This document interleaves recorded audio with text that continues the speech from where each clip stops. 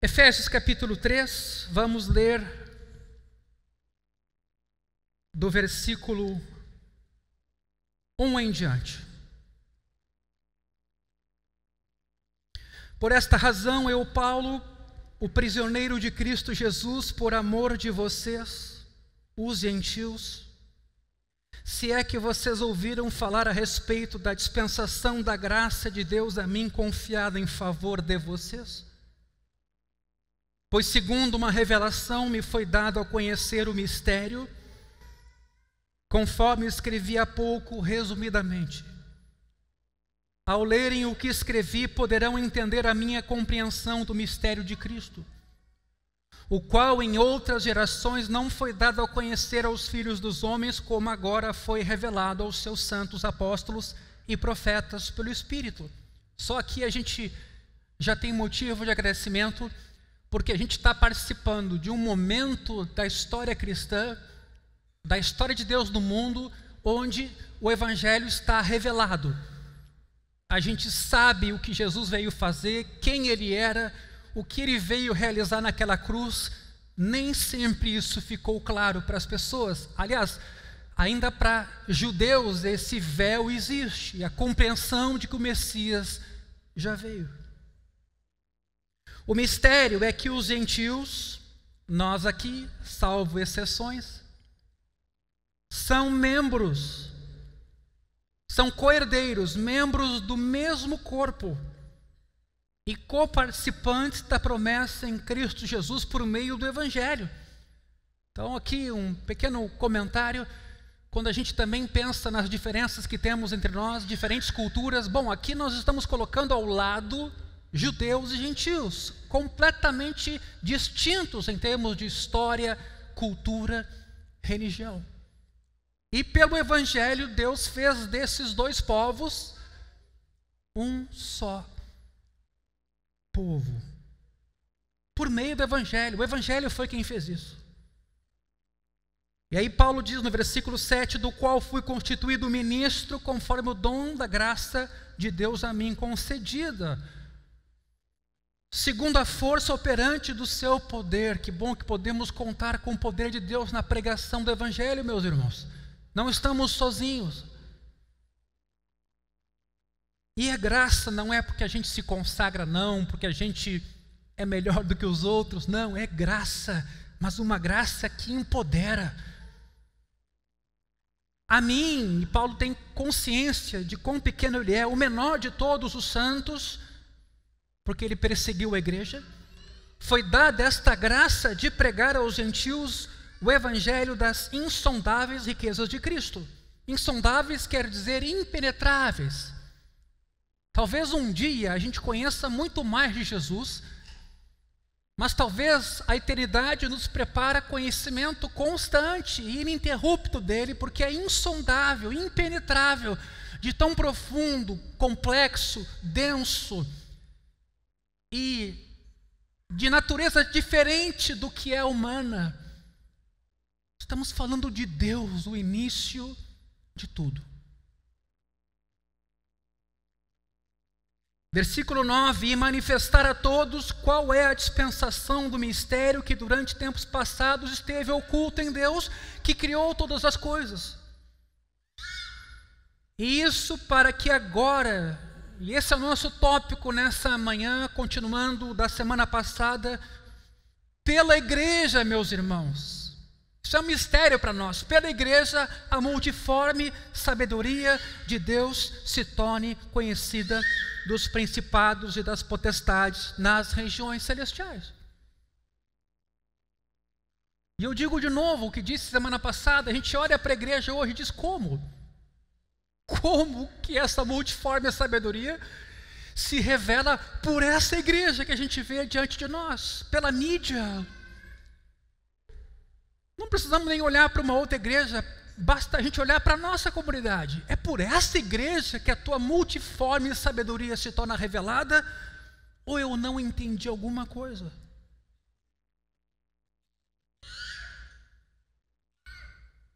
O texto diz: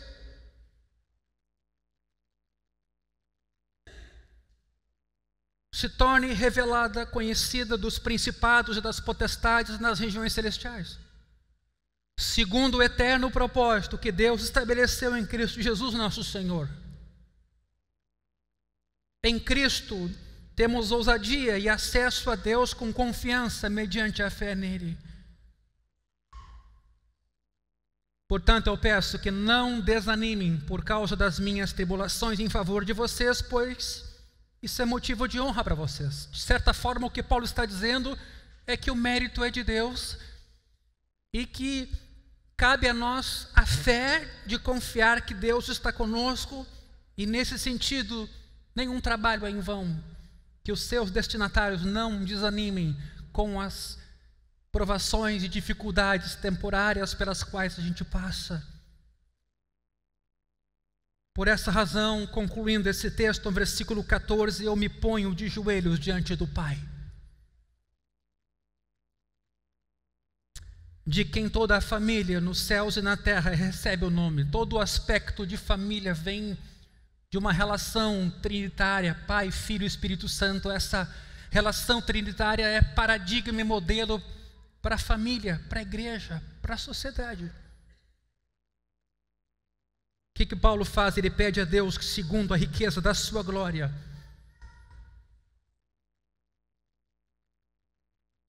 nos conceda ser fortalecidos com poder mediante o seu Espírito no íntimo de cada um. É disso que precisamos, meus irmãos. É bom se exercitar, praticar esporte, cuidar da saúde, é um mandato que a gente recebe de Deus também. Mas aqui nós somos convidados a ter uma fortaleza interior para vencer o medo, a ansiedade, a angústia e o desespero que nos assolam o tempo todo. Algo poderoso que vem do céu e que atinge o nosso homem interior. E assim, versículo 17, pela fé que Cristo habite no coração de vocês, estando vocês enraizados e alicerçados em amor.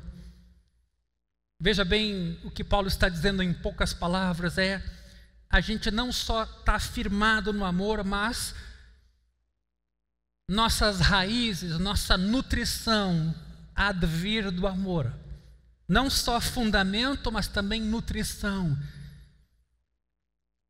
Interessante ele ter escolhido a virtude do amor como essa característica que aparece aqui no texto com frequência.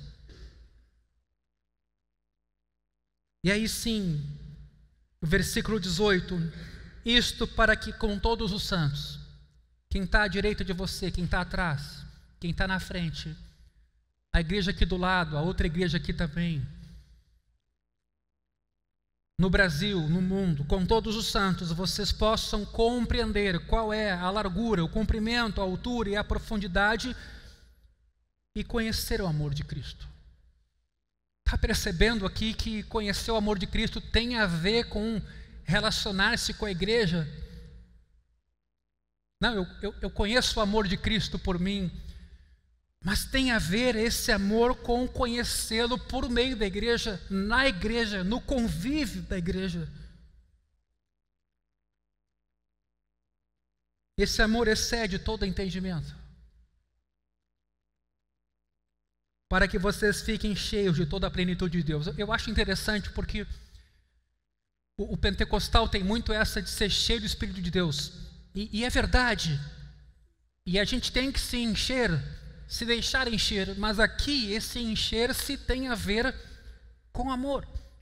Quer dizer, ser tomado de toda a plenitude de Deus está relacionado com conviver com a igreja e conhecer essa dimensão ampla do amor. E no fim aqui uma doxologia, aquele que é poderoso para fazer infinitamente mais do que tudo o que pedimos ou pensamos. E a nossa esperança é essa, que Deus supera o nosso pedir, nossa capacidade de compreender. Ele sabe aquilo de que realmente precisamos, porque a gente às vezes imagina que é alguma coisa e Ele não é isso aí que tu precisa. Ele nos supera, conforme o seu poder que opera em nós. Viram quantas vezes nesse texto o poder de Deus opera em nós? A Ele seja a glória. E de novo agora a expressão, na igreja. Por isso, se você está desanimado com a igreja, reveja o seu pensamento, porque Deus está confiante na igreja. Por causa dela? Não, por causa dele. Se você às vezes desanimou olhando para a igreja, olhe para esse texto, porque Paulo está animado com a igreja, porque tem um eterno propósito de Deus ser glorificado pela igreja. A Ele seja a glória na igreja e em Cristo por todas as gerações, para todos sempre. Amém. Na semana passada vimos que amar a igreja não significa ignorar as suas fraquezas. Jesus inaugurou um novo tipo de comunidade com pecadores, fracassados, que não tinham nenhum mérito junto a Ele. Mesmo assim, as afirmações bíblicas sobre a igreja são contundentes. Uma delas, 1 Timóteo 3,15, a igreja é coluna e baluarte da verdade, fundamento da verdade. Vimos que há uma série de razões pelas quais as pessoas não se envolvem com uma igreja local. Elas congregam em diferentes lugares o tempo todo, quando congregam. Alguns foram feridos, outros são aqueles que a gente classifica como pró-igreja na teoria, mas não na prática. Acham a ideia bonita, mas não querem se envolver. Outros ainda estão abertos a aprender sobre a importância da igreja, mas não conheceram o suficiente, como por exemplo esse texto que acabamos de ler. Mas ainda há aqueles que têm servido e amado a sua igreja, mas que hoje se encontram desanimados, cansados. E ainda tem os turistas eclesiásticos, aqueles que vêm de curioso. Por fim, alguns de fato amam a igreja, mas não sabem como isso se realiza na prática. Têm um afeto pela instituição, família e igreja, mas gostariam de entender melhor como amá-la. Também fomos lembrados de que as pessoas foram criadas para viver em comunidade, e o próprio Deus triuno é uma referência para nós. Ele é um Deus relacional, Pai, Filho e Espírito Santo, e a Bíblia nos mostra essa relação em muitas passagens bíblicas. Termos sido criados à imagem e semelhança de um Deus triuno é imaginar relacionamentos, desde a família, por que não dizer a igreja?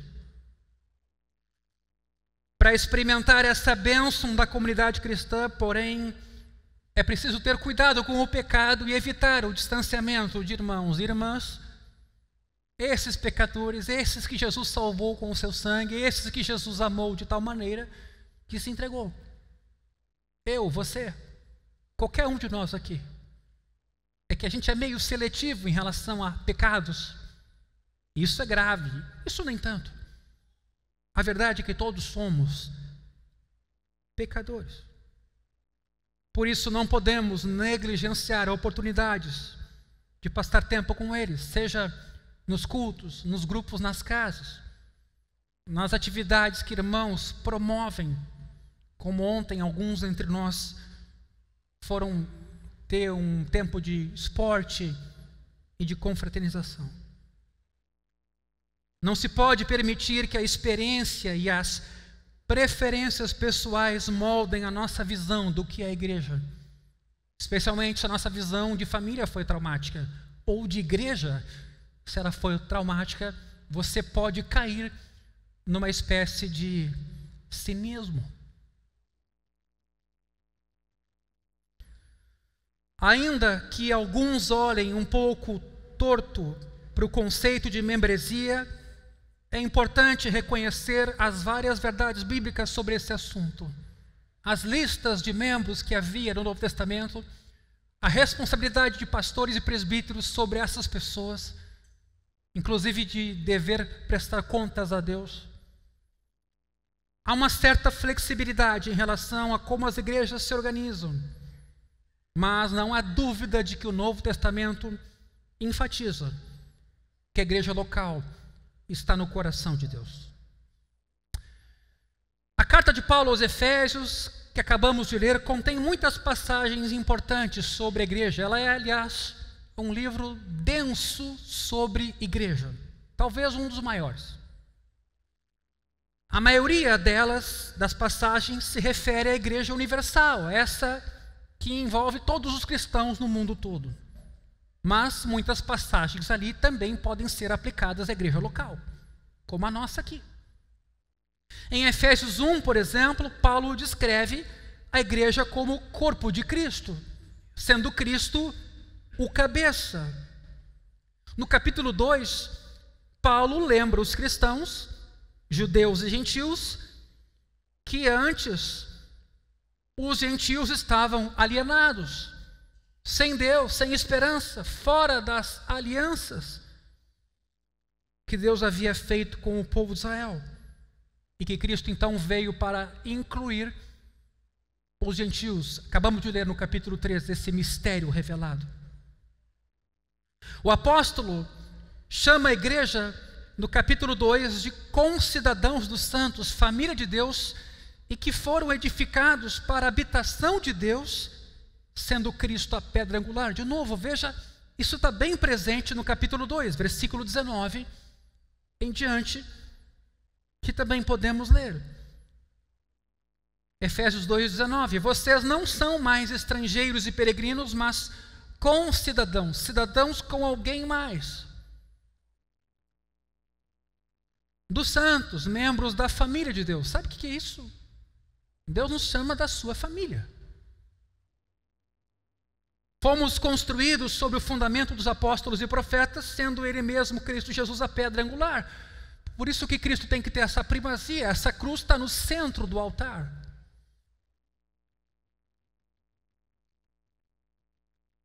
Paulo vai dizer nessa carta de Coríntios: ninguém pode lançar outro fundamento além do que está posto, Cristo. O texto diz que somos então família de Deus, edificados para a habitação de Deus. O texto diz: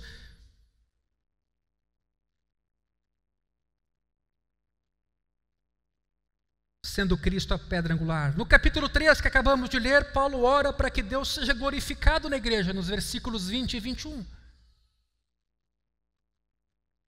E em Efésios 4, Paulo discute a unidade da igreja. De novo, veja como o tema é a igreja bastante.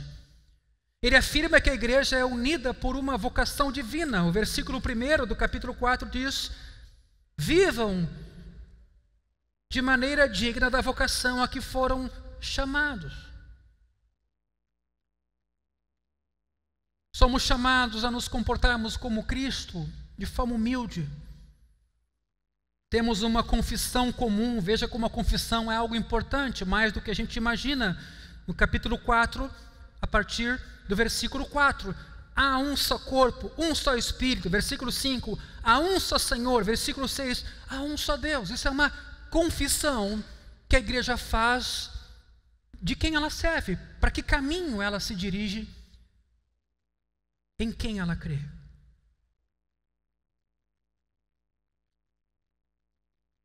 Paulo ainda acrescenta no capítulo 4 que Deus deu dons espirituais ao seu povo, para que o povo possa ministrar, providenciou líderes à igreja, a fim de que a igreja esteja equipada para o serviço. Capítulo 4 é um texto conhecidíssimo nosso. Versículo 11, ele concedeu uns para apóstolos, outros para profetas, outros para evangelistas, outros para pastores e mestres, com vistas ao aperfeiçoamento dos santos para o desempenho do seu serviço, para a edificação do corpo de Cristo,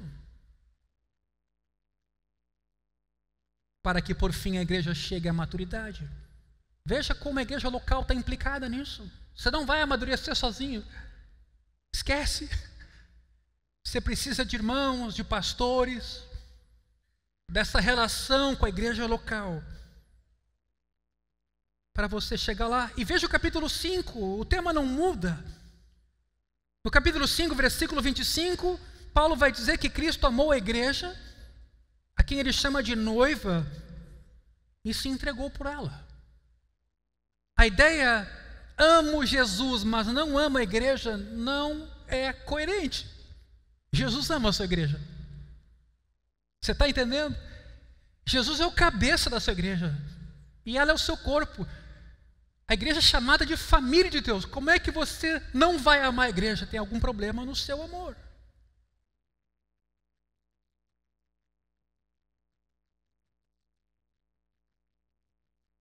É como se você dissesse ao seu melhor amigo: eu gosto de você, gosto de passar tempo com você, mas não gosto da sua esposa. Não queria que ela estivesse junto quando a gente está junto. Eu estou rindo, né? Vai que alguém acha normal. Paulo acrescenta que Cristo está santificando, alimentando e cuidando da igreja, nesse capítulo 5. Ele não largou a igreja por conta. Misteriosamente, ele nos santifica, nos alimenta e nos cuida. A partir do versículo 26, a gente vê isso.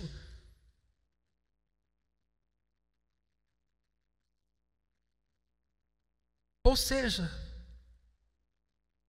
não podemos ignorar a relevância da igreja nessa carta. E no capítulo 3, que a gente acabou de ler, o versículo 10 é bastante ilustrativo. O apóstolo nos diz que a igreja composta de crentes, judeus e gentios, está tornando conhecida a multiforme sabedoria de Deus aos principados e potestades nos lugares celestiais. Olha a repercussão da obra de Deus na igreja. Ela alcança níveis espirituais. Esses principados e potestades são provavelmente seres celestiais. Talvez não só os malignos, como a gente costuma imaginar, porque Paulo está lidando com eles no capítulo 6. Talvez de uma forma um pouco mais abrangente, a obra de Deus que Deus faz na igreja repercute no mundo espiritual. Os anjos veem o glorioso ato de salvação de Deus, veem os salvos se reunindo para louvar o Salvador e amar uns aos outros e ficam maravilhados. Um exemplo disso é 1 Pedro capítulo 10. 1 Pedro capítulo 1, versículo 10. Foi a respeito desta salvação que os profetas indagaram e investigaram. Eles profetizaram a respeito da graça destinada a vocês, investigando qual a ocasião ou quais as circunstâncias oportunas que eram indicadas pelo Espírito de Cristo, que neles estava ao predizer os sofrimentos que Cristo teria de suportar e as glórias que viriam depois desses sofrimentos. Versículo 12 agora. A eles foi revelado que não para si mesmos, mas para vocês ministravam as coisas que agora foram anunciadas a vocês por aqueles que pelo Espírito Santo, enviado do céu, lhes pregaram o Evangelho, coisas essas que anjos desejam contemplar. Então é muito possível que nesse texto de Efésios 3:10, essa palavra esteja se cumprindo. A ação graciosa de Deus de incluir os gentios na salvação que Ele pensou e elaborou e concretiza agora, está sendo anunciada diante de anjos, principados, potestades. Os anjos ficam maravilhados, as forças demoníacas tremem e temem diante dessa realidade. As forças do mal já foram derrotadas na cruz, meus irmãos, e aguardam a sentença final. Portanto, não há motivo, aliás, não há muito mais envolvendo a igreja do que os olhos podem ver. Se você faz parte de uma congregação, então faz parte de um sermão cósmico que extrapola o templo aqui, extrapola um grupo numa casa. É um anúncio cósmico do mundo todo que está sendo pregado a autoridades e principados espirituais. Sempre que a sua igreja se reúne, por exemplo, vocês estão, de certa maneira, tornando conhecida a multiforme sabedoria de Deus. A graça e a glória de Deus são exibidas através de várias pessoas que foram chamadas, redimidas, reanimadas, salvas por Cristo. Em Hebreus 12, versículo 18 em diante, o autor fala dos crentes se reunindo, as legiões de anjos, em adoração, e como os crentes vivos neste mundo se unem aos que estão no céu, todos compartilhando de uma mesma cidadania espiritual. O que é a igreja? Qual o seu papel? O que então pode ser um problema para esse ato de pertencer a uma igreja local? Quase sempre nós mesmos somos o problema. Nós cristãos precisamos superar ao menos 4 obstáculos para podermos viver em nossa igreja essa comunidade centrada no Evangelho e dependente da ação do Espírito Santo. Primeiro motivo: sensacionalismo. Muitos cristãos são fissurados por espetáculos.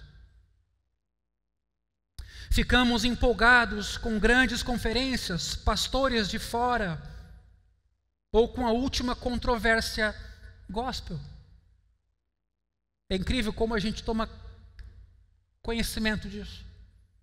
Pessoas aficionadas por adrenalina simplesmente não consideram a rotina da igreja local estimulante o suficiente para se envolverem e continuarem envolvidos.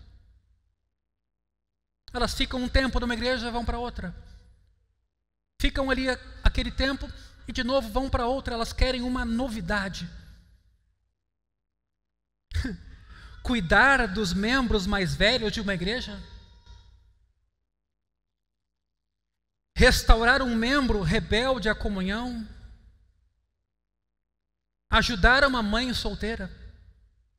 Servir no ministério infantil? Preparar uma aula? Cuidar do fraudário? Ajudar na manutenção predial? Essas coisas normalmente não empolgam o sensacionalista. Apesar de esses atos provavelmente não serem impressionantes para muitos, o mundo pode ser virado do avesso por atitudes simples, humildes e serviçais como essas. Talvez é aqui exatamente que o milagre falta acontecer, da transformação de um coração vaidoso em um servo, em alguém que faz sem esperar receber nada em troca, e faz anonimamente, sem os holofotes dessa nossa cultura midiática e retributiva. Apesar de esses atos, portanto, não serem impressionantes, eles são importantes e medem a nossa saúde. Mas não é só isso. A busca constante por algo maior, mais elevado e mais extraordinário é extenuante. Você nunca para. E você consegue com isso despertar uma ansiedade religiosa pelo novo movimento, pelo novo mover, pela novidade à frente.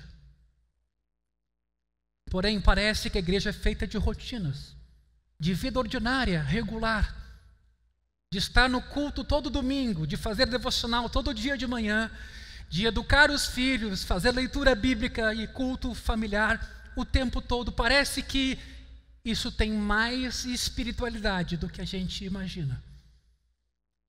Acostumados que estamos com o sensacionalismo. Segundo desafio, misticismo. Quando se fala em vida no Espírito Santo, muitos pensam em experiências místicas, milagrosas e experiências privadas. Isso tem o seu lugar na igreja cristã, evidentemente. Mas atenção, isso não é novo. Simeão Estilita foi o primeiro dos pais do deserto Ele construiu uma pequena coluna no deserto sírio por volta do ano 423 d.C. e viveu debaixo dessa construção por 6 anos, motivado pelo desejo de viver em comunhão plena com Deus, sem nenhuma interferência, nenhuma pessoa, nenhum animal. É isso que significa ser espiritual. Tornar-se um ermitão distante das pessoas e das distrações mundanas. E quantas são as vezes que dentro de casa mesmo a gente nota que alguns não querem o convívio familiar porque acham que o problema está no convívio, então se reservam ao seu quarto, à sua vida rotineira. Pense isso agora sobre a igreja como comunidade. Algumas famílias imaginam que o problema está na igreja do caminho.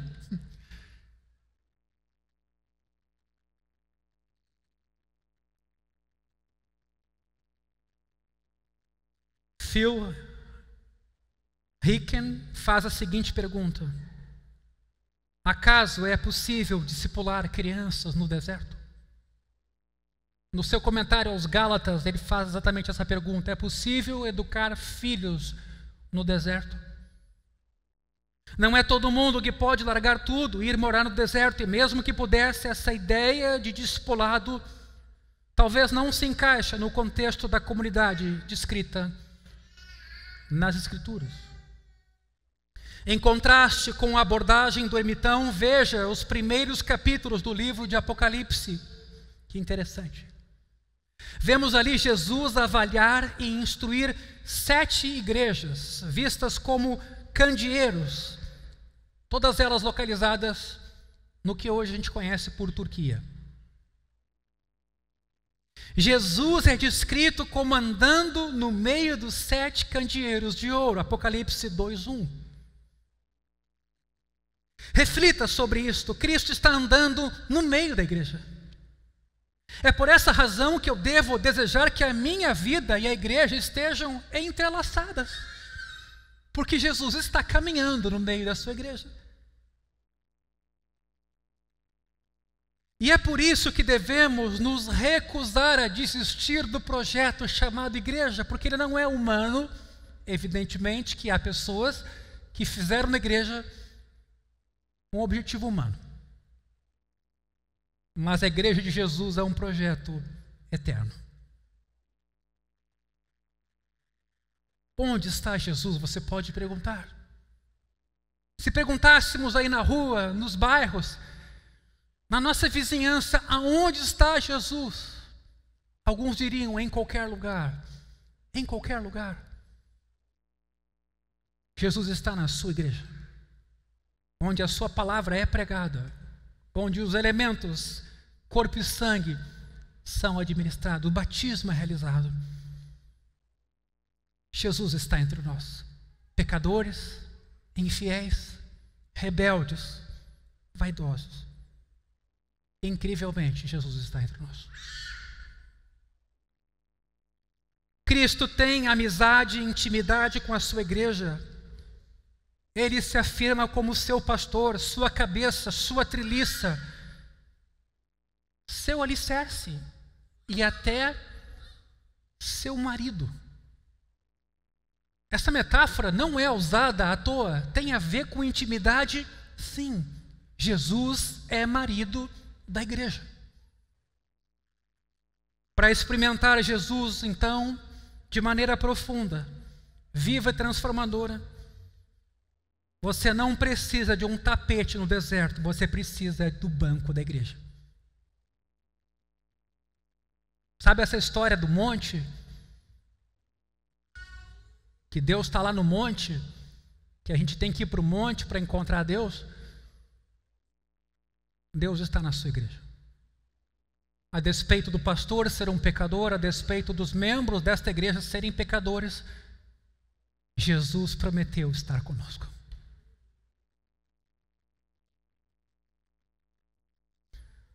Terceiro problema para essa compreensão e vivência da comunidade cristã. Dietrich Bonhoeffer, em seu clássico Vida e Comunhão, está aí um livro indispensável, recomendo muito a leitura, fala muito de igreja, um livro antigo, mas atual, Vida em Comunhão. Ele fala lá do problema de se ter um ideal quando o assunto é igreja. Preste bem atenção nisso aqui. Olha o que ele diz. Aquele que ama mais seu ideal de comunidade do que a comunidade em si, se torna carrasco dela, mesmo que as suas intenções pessoais sejam honestas, sinceras e sacrificiais. Porque na verdade você está imaginando um ídolo, que não existe essa igreja perfeita, que atende todas as tuas demandas, sabe, onde tu pega e pode botar o carro num lugar seguro, onde tem um espaço todo estruturado para as crianças, onde a música vem na altura que você gosta, o estilo então é o que você mais curte, a pregação não é longa, e várias outras coisas que são características de cada um de nós, gostos de cada um de nós, preferências pessoais. Repito, aquele que ama mais o seu ideal de igreja do que a comunidade real em que ele está, acabará por se tornando carrasco desta igreja local, mesmo que a sua intenção seja boa. Ele diz: ideais destroem a comunidade real. Alguns têm expectativas idealistas em relação aos pequenos grupos, aos pastores, ou às programações da igreja. É natural. Porém, Bonhoeffer diz: comunhão real envolve altos e baixos, envolve frustrações, desapontamentos e dificuldades. Pense no casamento. Vá para o altar idealisticamente e o seu casamento não durará muito. Esqueça. Comunhão real envolve altos e baixos, frustrações, desapontamentos e dificuldades. Mas pela graça perseveramos em união como pecadores redimidos por Jesus. Isso não significa que não temos de trabalhar duro para lidar com cada um de nós e com cada área da igreja. Sim, temos. Porém, devemos reconsiderar nossas expectativas. É difícil conter o riso quando os idealistas dizem assim: eu queria que a igreja voltasse ao que era no primeiro século. Aquelas pessoas tinham tudo sob controle. Eu queria voltar à igreja primitiva. Eu gostaria de dizer para essas pessoas: você realmente leu o Novo Testamento? Você leu 1 Coríntios? Você leu sobre Ananias e Safira em Atos 5? É difícil voltar a um período de verdade mais primitivo do que esse. Temos cartas e mais cartas no Novo Testamento tratando de problemas na igreja. Se você olhar para as cartas do Novo Testamento, a maioria delas, em quantidade,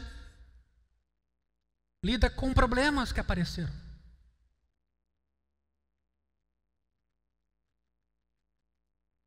Das 7 cartas às igrejas de Apocalipse, 5, no mínimo, contêm repreensões. Que igreja é essa que você imagina?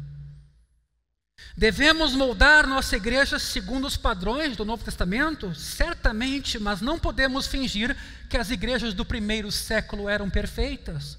Vamos acabar de uma vez por todas com essa idealização para parar de agir como críticos da igreja e, em vez disso, identificar com mais atenção as evidências da graça em nossa comunidade. E essa é uma coisa que eu tenho que falar para mim mesmo. Quando a gente se dedica, trabalha e humanamente deseja viver fruto do trabalho empenhado, e nem sempre você vê, você é tentado ao desânimo, a desistir.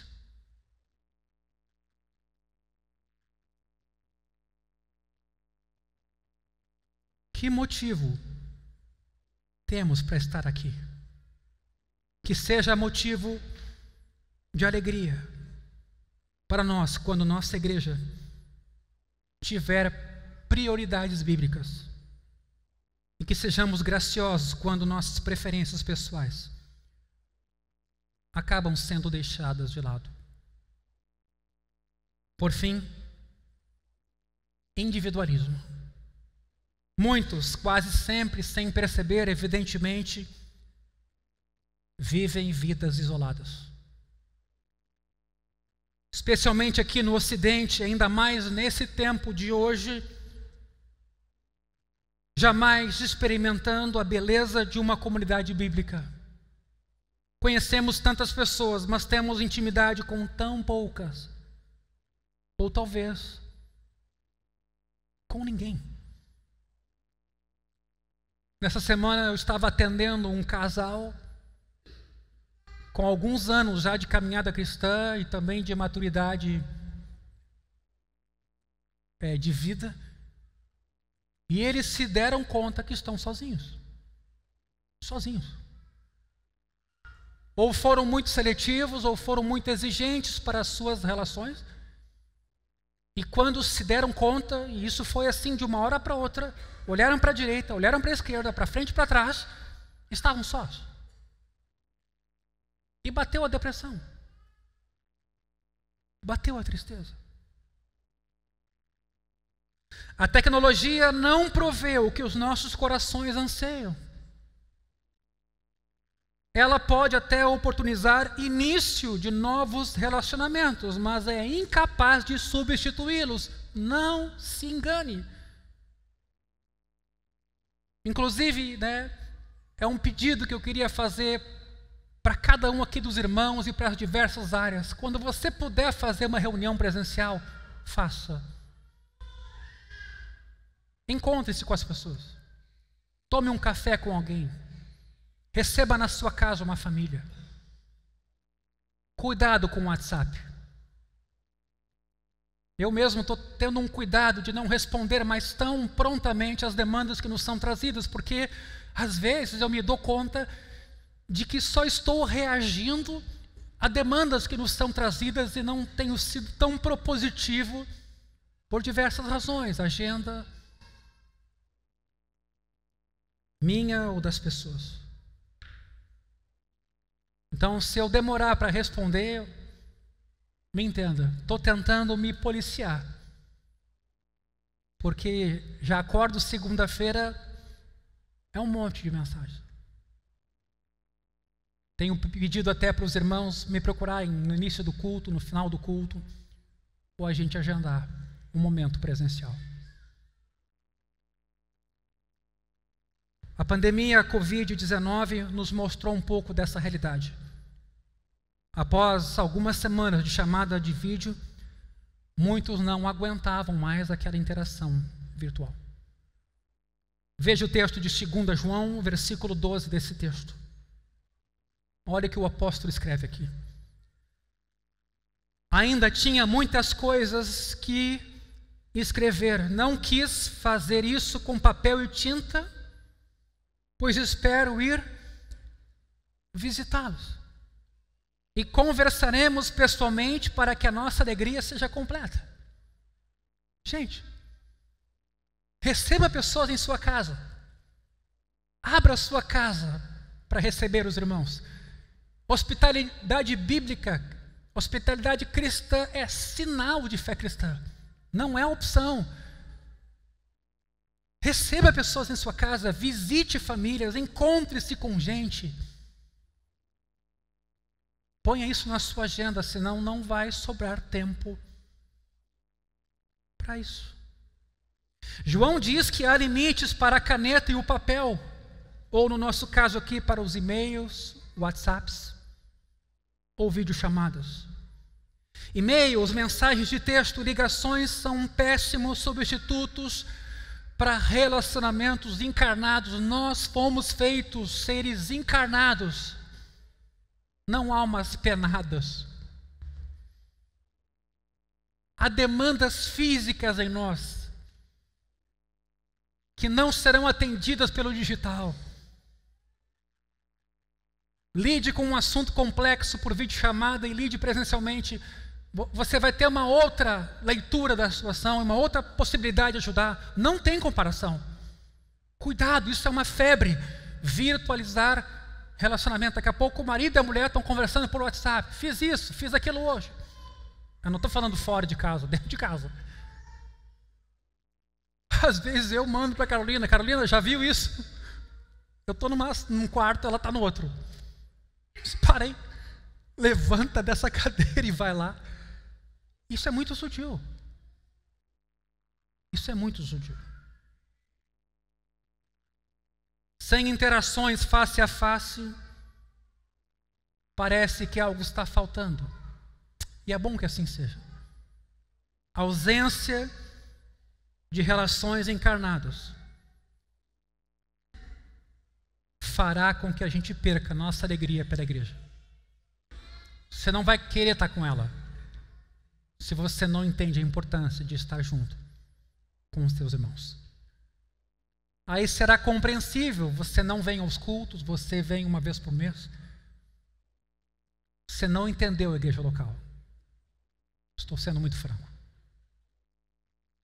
É um privilégio estar em comunhão com irmãos e irmãs, e o fato de você ser descontraído ou tímido, introvertido ou extrovertido, ou seja, suas características não têm nada a ver. A comunhão está no cerne do que é ser um cristão.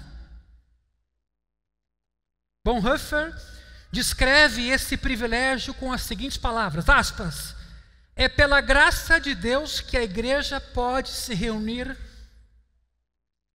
fisicamente neste mundo. Nem todos os cristãos têm acesso a isso. Os encarcerados, doentes, exilados, os que proclamam o evangelho em terras pagãs, muitas vezes estão sozinhos, ou como missionários, destacados para essa função, ou porque estão num país distante onde o evangelho é proibido. Eles sabem que a comunhão visível é um privilégio, bem mais do que a gente.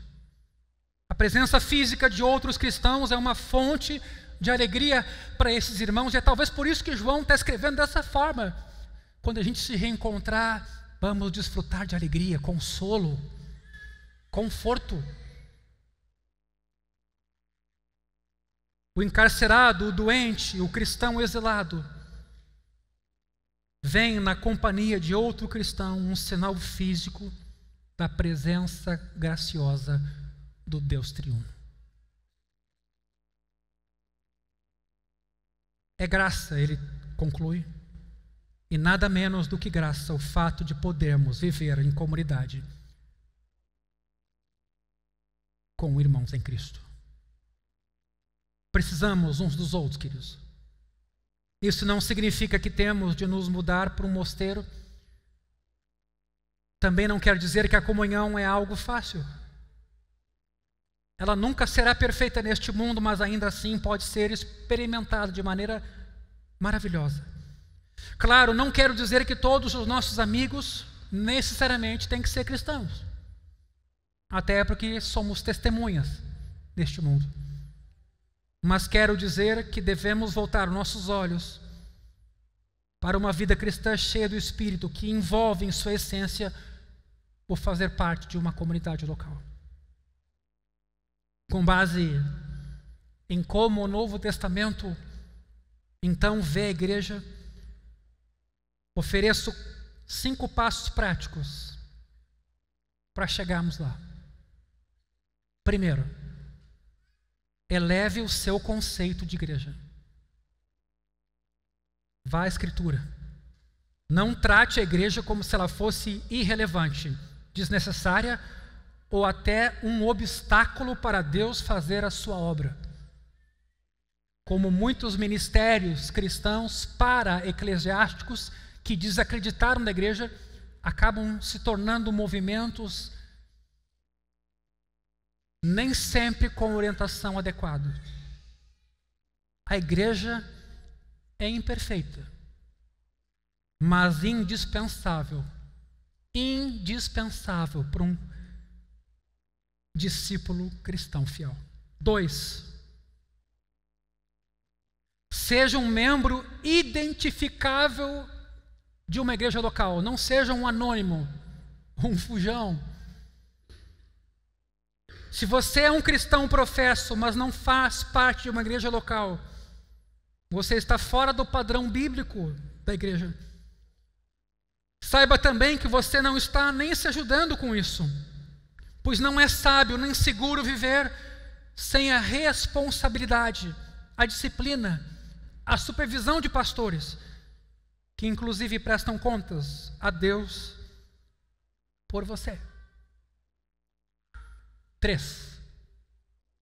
Se você está pensando em se mudar, faça da membresia numa igreja local a sua prioridade. Isso eu lembro muito do Pedro Dulce, quando foi procurado um dia por uma família que havia recebido uma proposta de emprego numa outra cidade. E essa família não foi atrás da igreja em que eles poderiam congregar, deixou isso para a última hora e chegou lá e não encontrou a igreja minimamente saudável. E isso comprometeu severamente os seus filhos, sua casa como um todo. E aquilo que parecia uma grande bênção de promoção profissional se tornou um caos para a família.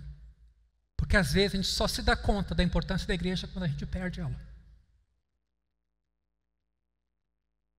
Portanto, quando você for se mudar, examine na cidade para onde você vai se há uma igreja saudável lá. E coloque isso como prioridade. Se você está se mudando, seja em virtude do trabalho, escola ou qualquer outra coisa, leve em consideração o fator igreja local em seu processo decisório. 4. Nunca se esqueça de que pertencer a uma família da fé local e fazer parte da Igreja Universal é um privilégio. Localmente, como a nossa aqui, é uma dádiva acolher uns aos outros em Cristo, cultuar, adorar, compartilhar vida, dedicar o nosso tempo para o avanço do Evangelho, viver juntos em missão. Globalmente, com os nossos irmãos do mundo todo, é uma dádiva se unir a irmãos e irmãs de todo o mundo que confessam Jesus como Salvador. E eternamente, é uma dádiva saber que nos reunimos em coro com todos os remidos de todas as eras e cantamos digno ao Cordeiro. E por último, se a igreja assim é importante, na missão de Deus de ser glorificado e na vida de cada um de nós, ore regularmente pela sua igreja. Você quer aprender a amar alguma coisa? Ore por ela. Se quer aprender a amar sua esposa e seus filhos, ore por essas pessoas.